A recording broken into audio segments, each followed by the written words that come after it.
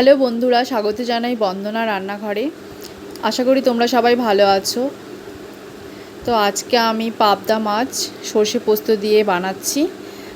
পাবদা মাছের রেসিপিটা আজকে আমি তোমাদেরকে দেখাবো। তো দেখো, আমি পাবদা মাছগুলো ভালো করে ধুয়ে হলুদ লবণ মেখে নিচ্ছি। তারপর দেখো কড়াইতে তেলও দিয়ে দিয়েছি। এবার আমি মাছগুলো একে একে ভেজে নেব। দেখো আমি মাছগুলো ভেজে নিচ্ছি।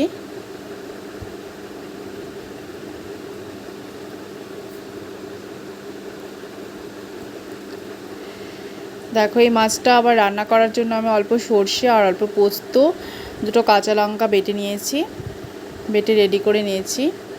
দেখো মাছগুলো আমার প্রায় ভাজা হয়ে গেছে, ভেজে নামিয়ে নেব। এবার আমি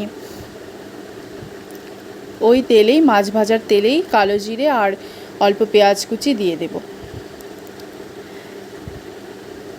পেঁয়াজটা অল্প লাল লাল হয়ে যখন আসবে, এই যে অল্প লাল লাল হয়ে চলে এসছে, এবার আমি এটাতে পোস্ত আর সর্ষে যে বেটে রেখেছিলাম ওই পোস্ত আর সর্ষে বাটাটা, কাঁচা লঙ্কা বাটাটা এই পেঁয়াজ ফোড়নের মধ্যে, কালো জিরে পেঁয়াজ ফোড়নের মধ্যে দিয়ে দিচ্ছি।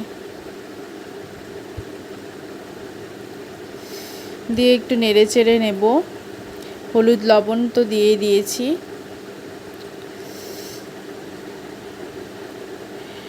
ভালো করে কষিয়ে নেব মশলাটাকে। যতক্ষণ না পর্যন্ত মশলা থেকে তেল বেরোচ্ছে ততক্ষণ জল দেব না।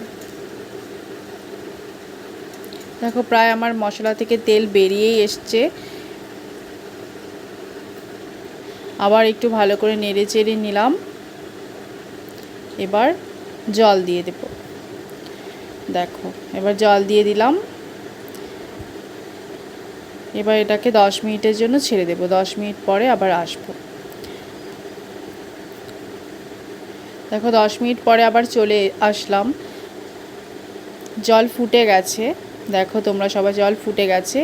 এবার আমি ভেজে রাখা মাছগুলো, পাবদা মাছগুলো সব দিয়ে দেব, ফুটন্ত জলে দিয়ে দেব। এবার আরও 10 মিনিটের মতো আমি ফুটিয়ে নেব।